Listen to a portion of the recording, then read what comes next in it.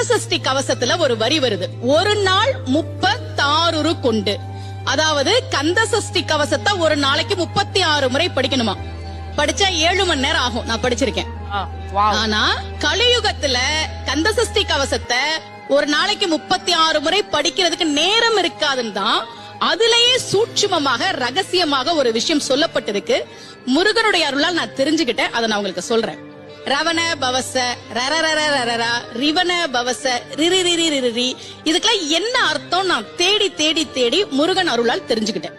சரவண பவ முருகனுக்கான மந்திரம். இத 6 முறை சொல்லணும்.